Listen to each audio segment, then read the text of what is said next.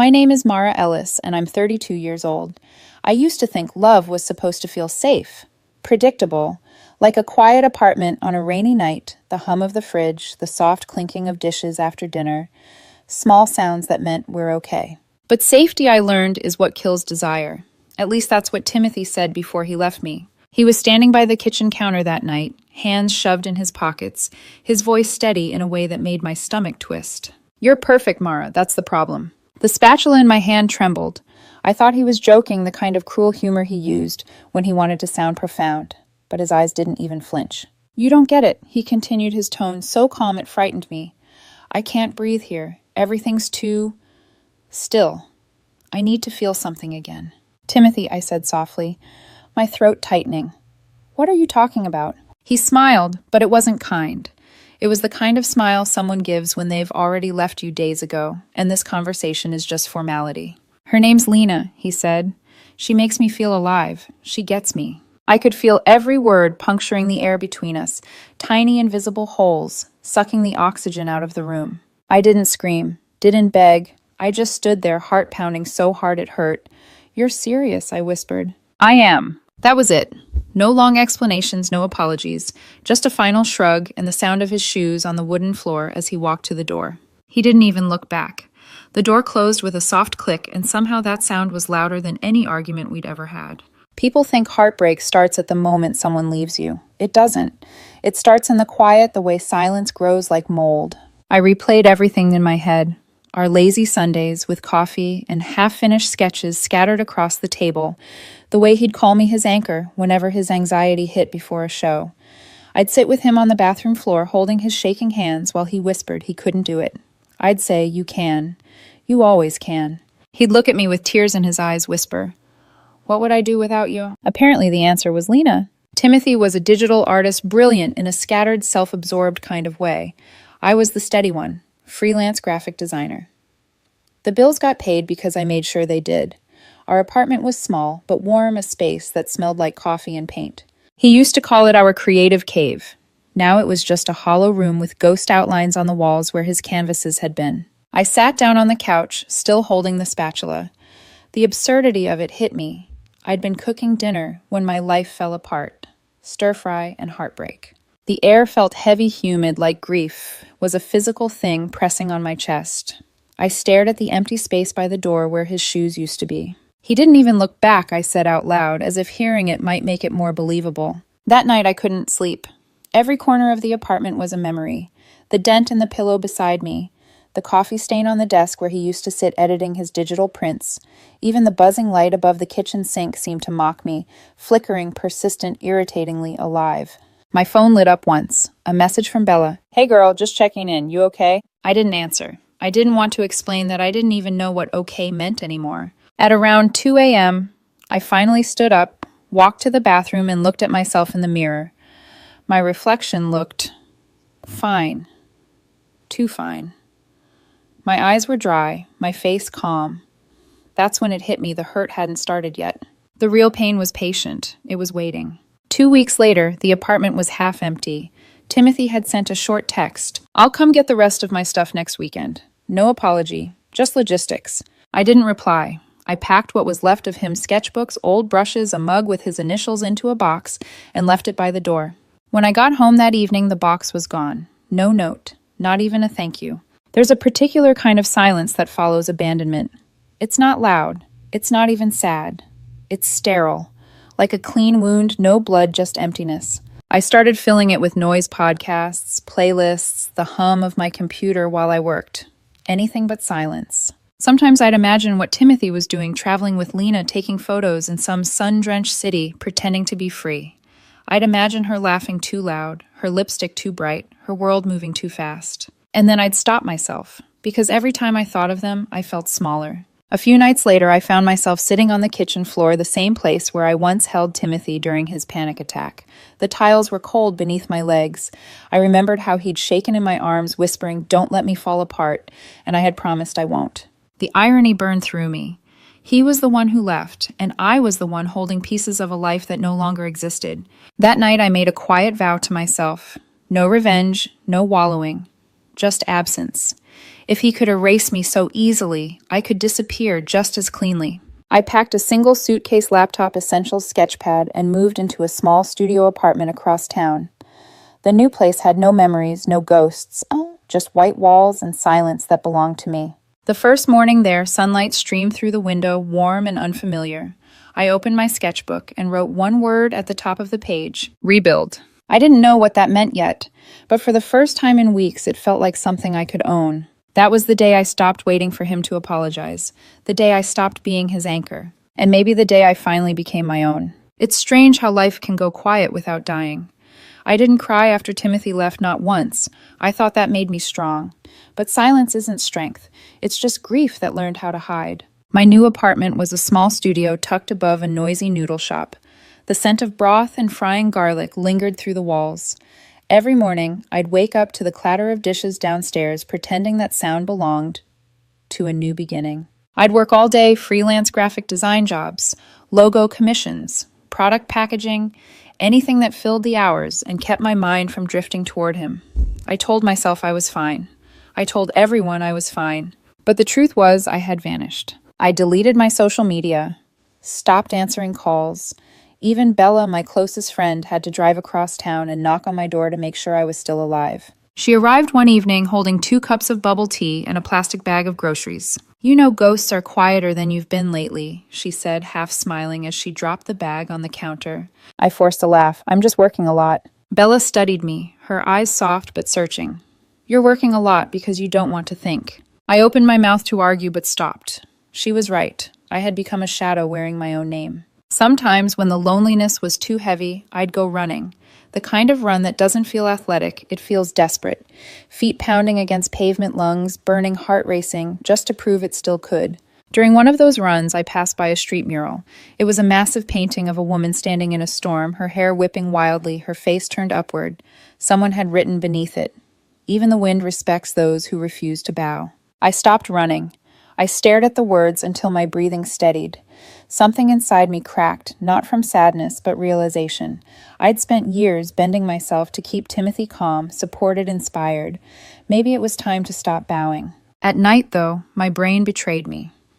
I'd close my eyes and replay our last weeks together, the way his messages became shorter, how he started staying out late, his sudden obsession with projects I was never part of. The moment that should have warned me came back sharp and clear. One night he came home smelling like a different perfume, floral expensive, not mine. I asked where he'd been. He grinned and said, "Lena's helping me with a concept video. You'll see it soon." I didn't push, I trusted him. And that was the night I lost him quietly, unknowingly. I didn't lose him in one night, I whispered into the dark. I lost him one unread message at a time. Nathan, Bella's husband, called me a few days later. His voice was cautious. "Hey, Mara, I know you don't want to talk about him, but Timothy's name popped up online." My chest tightened. "What do you mean?" "Bella's gonna kill me for telling you this, but he's in a video with that Lena girl." I laughed bitterly. "Of course he is." "Promise me you won't look it up," Nathan said quickly. "Bella will explain later. Just don't." But you can't tell a person not to look at a wound and expect them to listen. That night, I sat on the edge of my bed, phone in hand, heart hammering. My thumb hovered over the search bar. I didn't type his name. I couldn't. Instead, I typed hers, Lena Vale. A flood of perfectly curated images filled the screen. Sun-drenched beaches, rooftop dinners, travel reels. And there he was, Timothy, smiling wider than I'd ever seen, holding her hand, posing for pictures that screamed new beginnings. But then I saw the captions. My muse, "When love feels like freedom." The irony was acid in my throat. He once told me I was the reason he could create. Now he was crediting someone else for his rebirth. I threw my phone across the bed, heart thudding. The glow from the screen cast long shadows on the wall like ghosts dancing silently. The next morning, I got a text from Bella. "Don't look her up, please. I saw something you shouldn't see." But it was too late. I called her immediately. "Bella, what's going on?" She hesitated. Her voice was lower than usual, careful. "Okay, I'll just tell you. But you have to promise you won't go searching for it yourself. Just tell me." "Lena posted a prank video," Bella said. She humiliated him, Mara. Publicly. My pulse stopped for a second. "What do you mean?" "You'll see it eventually. But just let me come over. It's better if I explain in person." That evening, Bella showed up at my apartment. She didn't bring bubble tea this time, just her phone, and a look that said she wished she didn't have to do this. She sat beside me on the couch, opened the app, and said softly, "He's in this one." She hit play.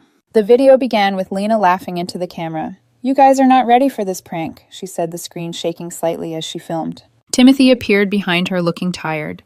Then came the setup. She told him she was going back to her ex, recording his reaction. When he realized it wasn't a joke, when he started crying, really crying, she didn't stop filming. She zoomed in. She laughed.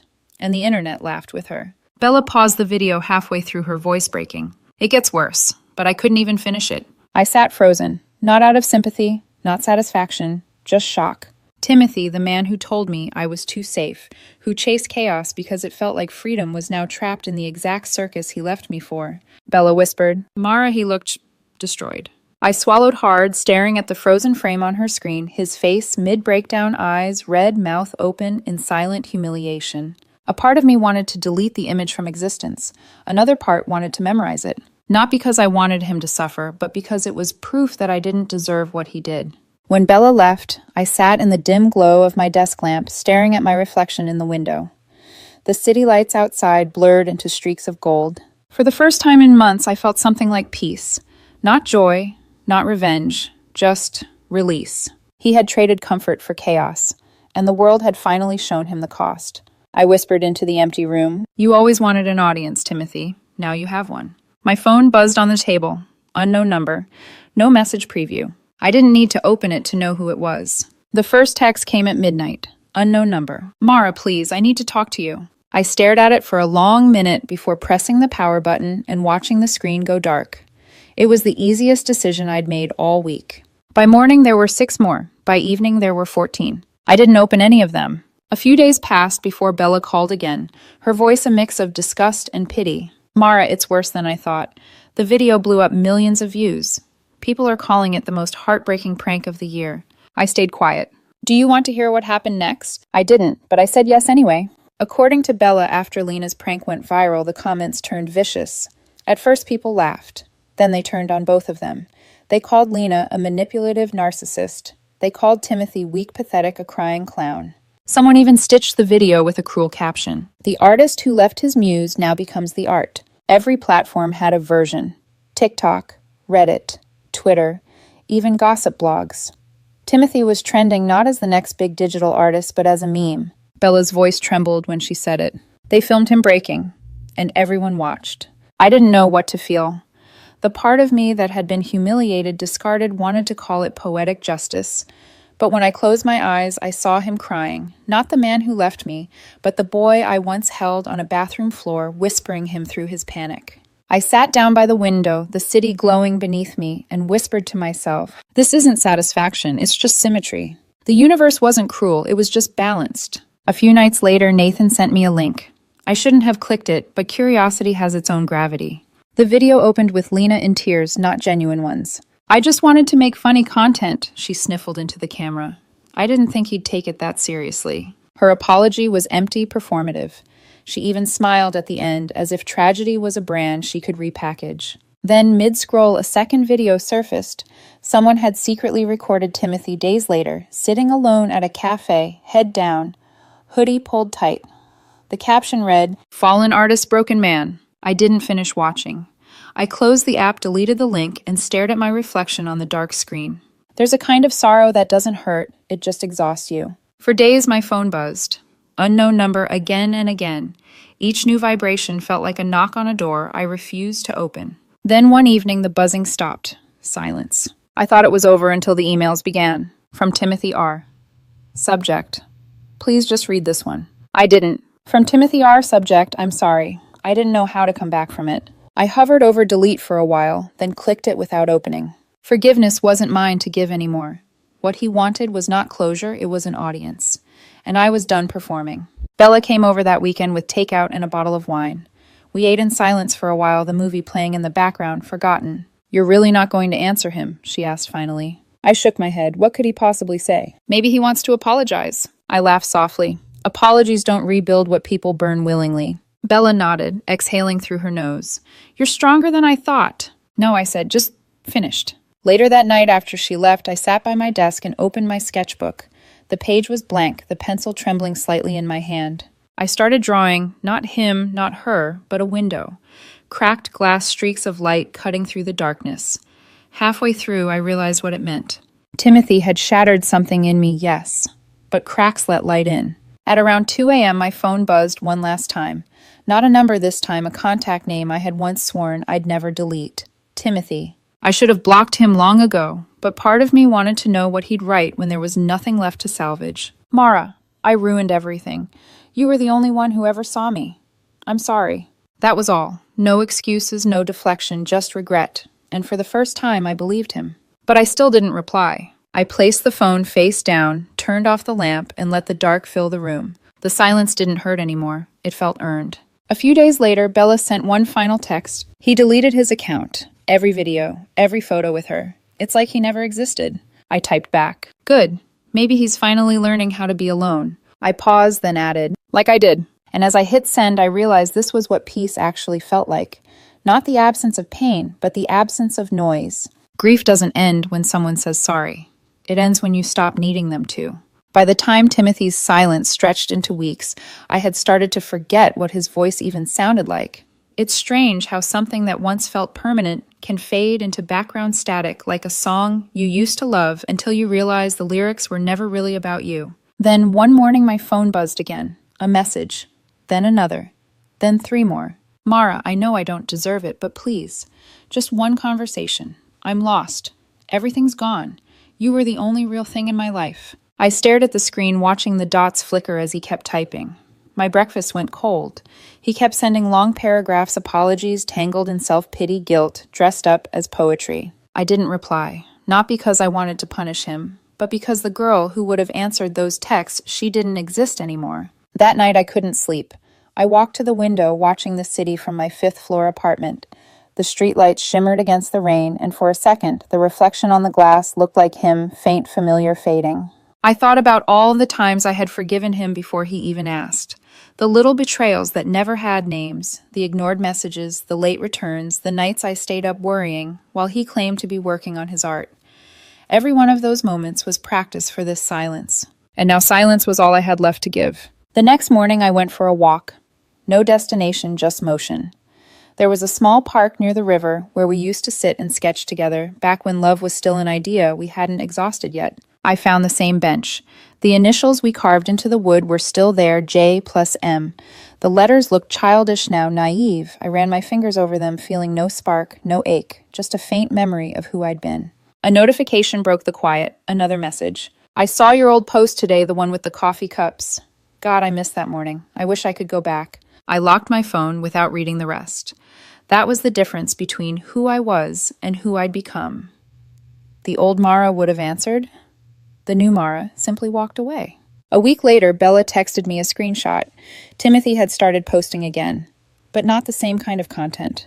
Now it was vague black and white photos of rain hands, cigarette smoke.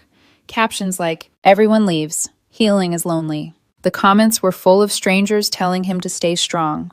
Some defended him, some mocked him. But I didn't feel anything, not even satisfaction. It wasn't my job to witness his redemption arc. That same evening, Bella called. You're still not replying to him, right? I smiled faintly. No, I think he's talking to the ghost version of me, the one he left behind. Good, she said. Let her rest. We talked for a while about work, about life. For the first time, the conversation didn't orbit around him. It felt light, normal. Before hanging up, Bella added softly, You know, it's strange. He keeps trying to reach the old you, but he doesn't realize you buried her and built someone stronger in her place. I didn't respond, but her words stayed with me long after we hung up. 2 nights later, another message arrived. I saw you today, I think. Were you at the bookstore on 5th? You looked beautiful. I hadn't been anywhere near 5th Street, but the thought of him still looking for me, seeing me in strangers, made my stomach twist. This was what regret looked like when it came too late, desperate, delusional, like trying to hold smoke. You said I'd regret it someday. You were right. I deleted the message. Then without hesitation, I blocked his number. I went to bed early that night, expecting the usual restless sleep. But instead, I dreamed not of him, but of me. In the dream, I was standing in the middle of a crowded street, everyone rushing past, faceless and loud. Timothy was there too, calling my name from across the road. But when I turned, my voice didn't come out, because I didn't need it to. I just smiled, stepped into the crowd, and kept walking until his voice disappeared completely. When I woke, I felt lighter, as if I'd finally exhaled something I'd been holding for months. That morning, while making coffee, I noticed the steam rising from the cup, soft, swirling temporary, and I realized that's all he ever was. Something warm for a moment, then gone. I opened my sketchbook again and turned to a blank page. This time, instead of a window or a storm, I drew a single figure walking forward, leaving footprints that faded behind her. I titled it Release. Around noon, Bella texted again. He deleted everything. The videos, the posts, even his email account. I wrote back, "Good." Then I added almost as an afterthought, "Maybe now he'll finally learn how to live with silence." She sent a heart emoji, and that was that. That night, I made myself a promise, no more looking back, no more ghost versions of me lingering in his memory. If he ever reached out again, he'd be talking to someone who no longer lived here. Because the truth was simple, quiet, and final. I wasn't his lesson anymore. I was my own recovery. It happened on a Thursday.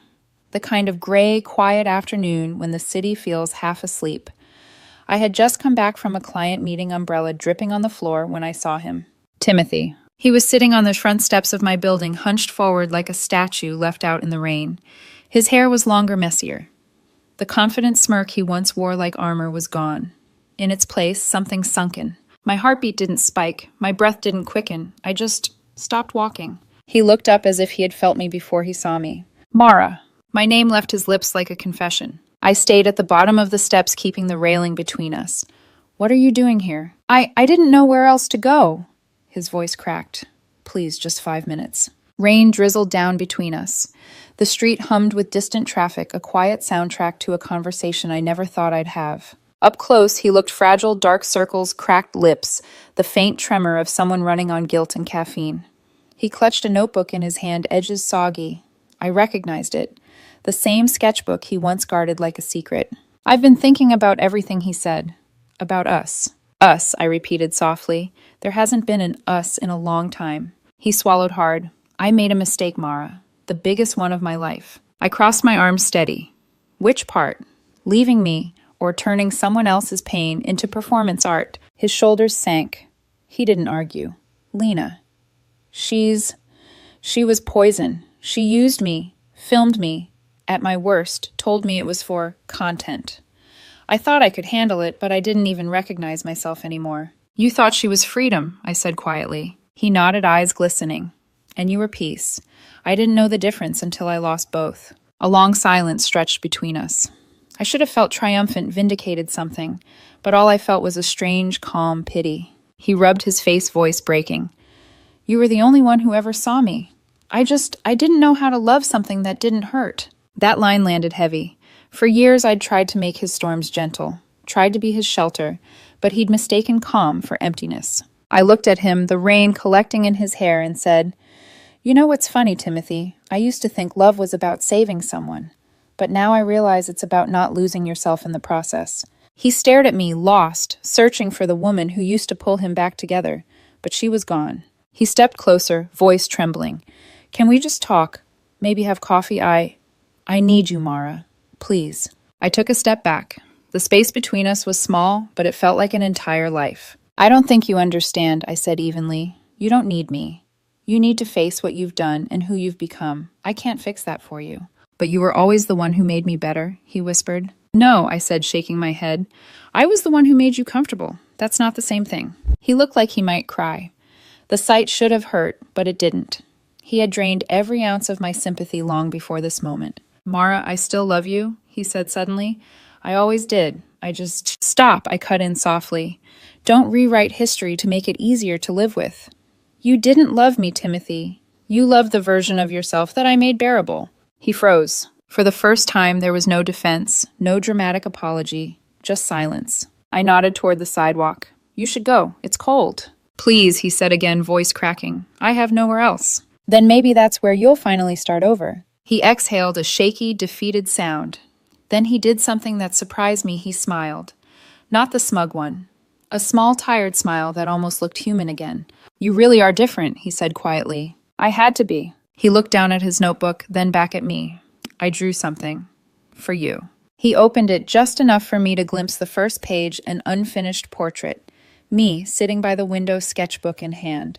But my face was blank. just light outlines, no features. I could never finish it, he said.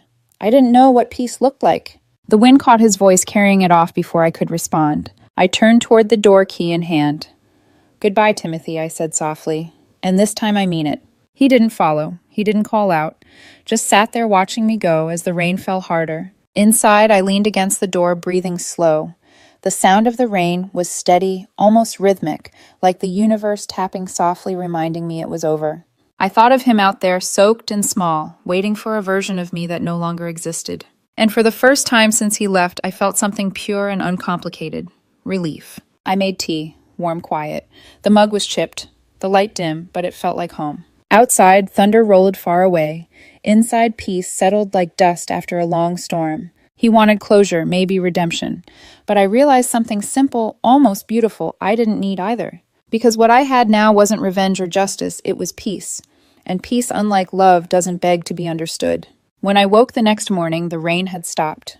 The streets below my window glistened with leftover puddles, and the city smelled clean again, like something had been washed away overnight. I made coffee slowly, the way I used to before everything fell apart. The ritual felt different now, not lonely, just mine. Each movement, deliberate grind, pour, stir, breathe. It was ordinary, and that was its power. Timothy hadn't come back to the steps. He hadn't texted, called, or emailed. And I knew in a way that didn't even need words, that this time he was really gone. The silence he left behind wasn't heavy anymore. It was space. I spent the day working at my desk, the kind of focused, steady rhythm that made time slip quietly by. At one point, I looked up and caught my reflection in the window, soft morning light across my face, a faint smile I didn't recognize at first. It wasn't joy, it wasn't victory, it was peace. Around noon, I found myself cleaning out an old drawer. Receipts, movie tickets, tiny pieces of a life that had once felt permanent. Buried at the bottom was one of Timothy's sketches, a rough portrait of me from years ago, laughing mid-sentence. He'd drawn it during one of those quiet Sunday mornings when we used to sit by the window drinking cheap instant coffee. The drawing was incomplete, just like the one he'd shown me on the steps, my hair half done, my hands unfinished. For a long time, I just stared at it, not with pain, not even nostalgia, just quiet acknowledgement. Then carefully I folded it once and placed it in the trash. I didn't need to hold on to fragments anymore. That evening, Bella called. Did he show up again? No, I said, and I hope he never does. You sound different. I smiled. I am. She exhaled on the other end, relief, softening her tone. I'm proud of you, Mara. Thanks, I said. For what? For walking away without needing to watch him fall. That made me pause. Because she was right, months ago, I would have wanted proof that he suffered.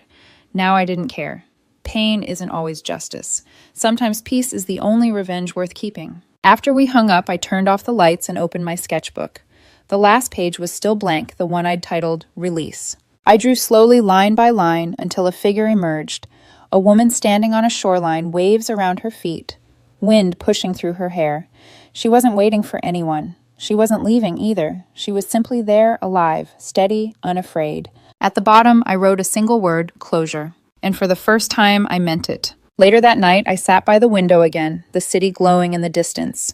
My phone buzzed once on the table. I didn't move. I didn't need to check who it was. Maybe it was a client. Maybe it was Timothy one last time. Either way, it didn't matter. I reached over, turned the phone face down, and let the silence settle back around me. The world outside kept moving, sirens, laughter, wind, but inside my apartment everything was calm. I walked to the kitchen, poured myself a glass of water, and stood by the counter, the same way I had on the night he left. Only now the air didn't feel suffocating. That night I had been frozen in place, watching my life collapse like a bridge with no warning. Tonight I was standing on the other side of it, steady, rebuilt, whole. People always talk about heartbreak like it's a war you survive, but it isn't. It's a slow return to yourself. You start by gathering the pieces you didn't know you lost: your solitude, your laughter, your quiet mornings. Then one day you look around and realize you've built a life no one can take credit for but you. That's what freedom really is. Not running away from pain, but outgrowing it. I looked out at the skyline, the city lights stretching toward the horizon. Somewhere out there, Timothy was probably trying to start over. Maybe he'd learn something this time. Maybe he wouldn't. Either way, his story no longer had anything to do with mine. I took a long sip of water, letting the coolness settle in my chest. In the reflection of the window, I saw myself not the version he remembered, but the one I had become. Still, strong, unapologetically alive. I whispered to the empty room. You traded love for spectacle. I traded